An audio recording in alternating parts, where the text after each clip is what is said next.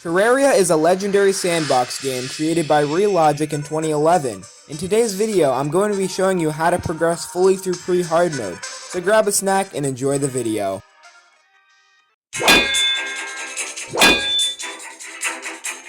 Once you've created a character, and logged into a world, you're gonna notice that you've spawned on a flat surface with a bunch of trees.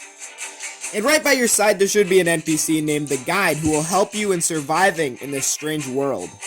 Now the first thing you're going to want to do is chop down as many trees as possible. Wood is probably the most essential element in Terraria. You can craft torches with it, basic armor, and even basic weapons right off the bat. If you see any slimes, be sure to kill them for gel to make torches.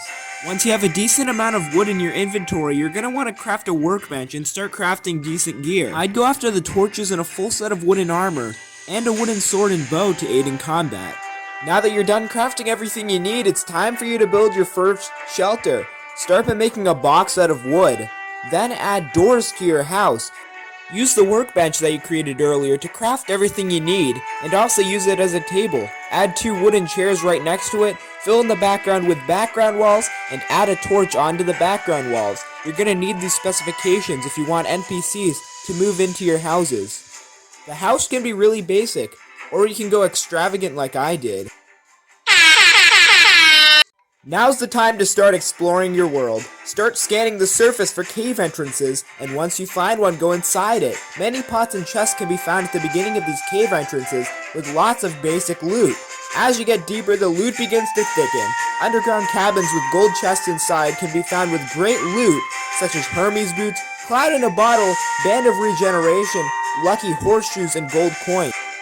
You'll also find life crystals underground, which will boost your maximum health once used. And also, if you see any valuable ores underground, be sure to mine them up for future upgrades. Once you're back at home with more resources, it's time to start crafting some more. Go after a wooden yo-yo and an iron anvil. Then make a furnace out of stone, torches, and wood. The furnace can be used to transform the ores that you found underground into bars, and you can actually use the bars with the anvil to make some weapons and tools to progress through the game. Uh-oh, now it's nighttime. One way to pass the time without getting murked by zombies is to make an underground basement for storage. Cause take it from me, storage is really important in Terraria. If you have an empty house and over 50 silver coins, you'll attract an NPC called the Merchant, who will sell you valuable supplies such as the piggy bank or the bug net. If you manage to collect any fallen stars during the night, you can use 3 of them to craft them into a mana crystal. A mana crystal, upon consumption, can give you more mana so that you can have more endurance for your magic weapons. Explore your world. Find interesting biomes such as the desert, the jungle, and even the corruption. This is a great way to get familiar with your world. Alright, well now it's time for you to get that big hiney of yours back into the caves. By exploring and looting as many chests as you can get your hands on, and going into the caves for long periods of time assures you that you have the maximum potential to face the first boss. Try getting as much valuable ore as you can get your hands on to make upgrades, and also try getting as many life crystals as you can, because getting life crystals means more health, which means more potential against future bosses, and also try blowing one of these up when you can. Exploring in Terraria can be a really thrilling experience, so relax, have fun in the game, and enjoy yourself. This is a really fun game, and if you rush through it, you're not going to have as much fun. You can craft some really cool stuff with the materials that you found in the caves. Like that. If you manage to collect any gravitation potions throughout your journey, you can consume one and look in the sky for sky islands. Sky islands are composed of cloud with a little building on top that contains a chest full of loot. And also, what the is this? Go back to the corruption and locate a chasm. After safely going down the chasm, you'll eventually find a horizontal section underground. Locate a shadow orb and blow up a path to it using explosives. After smashing one of the shadow orbs, you'll always get a musket if you're on a corruption world.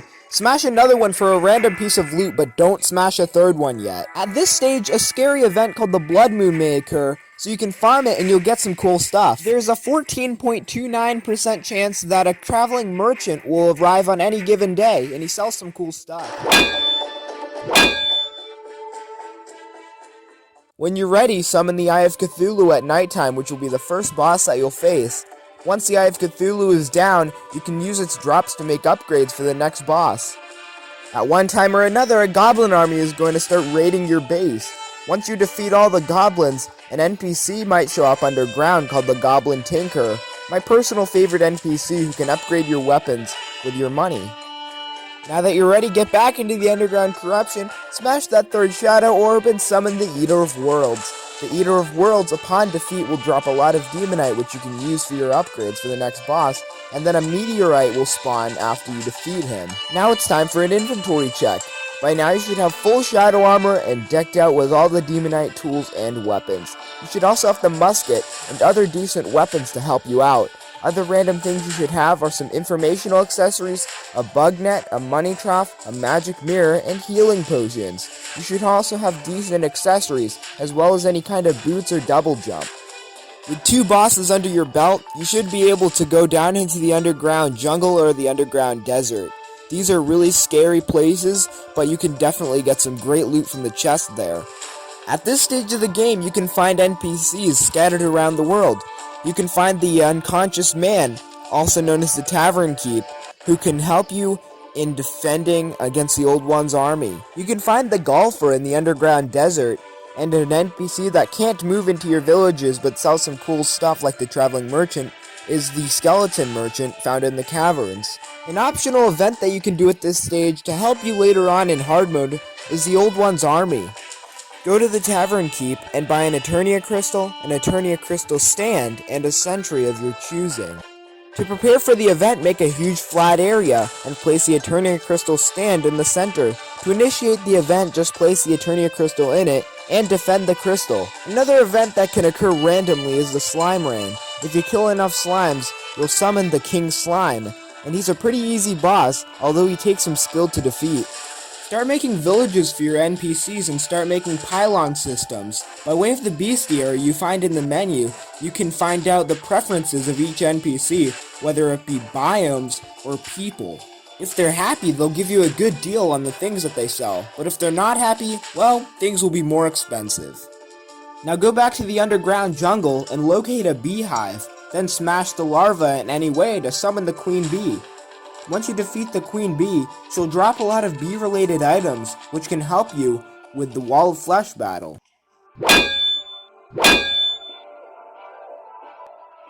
Now head over to the other side of your world and locate the dungeon. At nighttime, summon the Skeletron by talking to the old man. When I'm fighting Skeletron, I like to take out the hands first to make him easier to defeat. Skeletron's defeat will allow access to the dungeon, which contains critical upgrades for the Wall of Flesh battle. Once Skeletron is defeated, make your way down into the depths of the dungeon. Critical pieces of furniture you might find in the dungeon are the alchemy table and also the bewitching table. You might also find the bound mechanic NPC. She can help you with your mechanics and wiring. Use the gold keys that you find underground in the dungeon to loot as many gold chests as you can get your hands on. By looting all the chests you can get your hands on, you can get important upgrades such as the Cobalt Shield, Handgun, Valor, Miramaza, and more. The dungeon has a lot of cracked bricks inside, so if you run into a dead end, just get that pickaxe out. Maybe you'll find a secret passageway.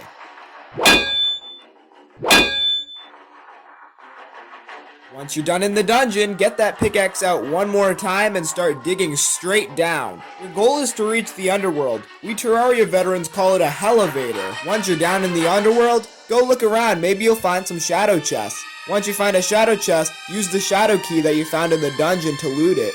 The shadow key is not a consumable, so you can open up as many chests as you want. You can get great gear such as the Dark Lance, Flame Lash, Sun Fury, and Hellwing Bow, as well as an assortment of potions that will help you in the Wall of Flesh battle. While you're at it, steal a Hellforge. It'll help you make Hellstone bars. If you see a voodoo demon, kill it, and it'll drop a guide voodoo doll. Be careful not to make it fall in the lava, because that'll summon the Wall of Flesh prematurely. Now throw on an Obsidian Skin Potion. The Obsidian Skin Potion will help you get Hellstone because of its grant of immunity to lava, so you can get as much Hellstone as you want without the lava coming out of it, destroying your face. Back at base, standing next to the Hellforge, craft as many molten tools and armor and upgrades as you can. This will be your last crafting spree for Pre-Hardmode.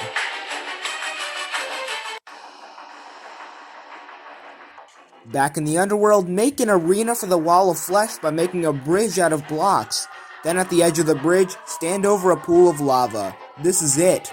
Grab the voodoo doll and chuck it into the lava. This will summon the Wall of Flesh as long as the guide is alive. Now the Wall of Flesh is summoned. This is it. Grab all your weapons and throw absolutely everything you have at it. Activate every single buff that you can get, because that'll maximize your chances of winning against this crazy wall. All you have to do now is fight for your life.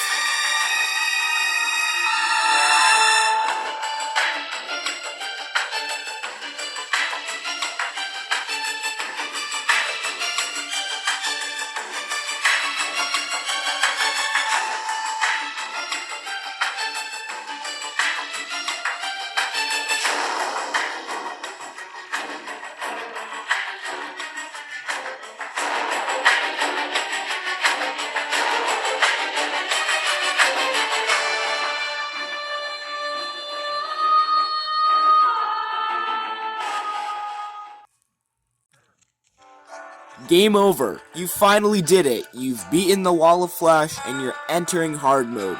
The only thing you have to do now is wait. If you're on mobile, it'll say setting hard mode at the bottom of your screen. It'll likely take a couple minutes before it reaches 100%. Once setting hard mode hits 100%, it's going to say the ancient spirits of light and dark have been released, signifying the beginning of hard mode. Hard mode is the most exciting part of the game and most difficult. There's lots of precautions that you must make before you move on to the next first hard mode boss. But looks like we're out of time for today, guys. I'll see you guys in the next one. If this video hits over 1,000 views, then I will make a hard mode tutorial. 1,000 views might be a lot to ask for, but since I'm bad at hard mode, like, why not? Anyways, that's gonna be all for today. This is your host, Sam, signing out. Bye.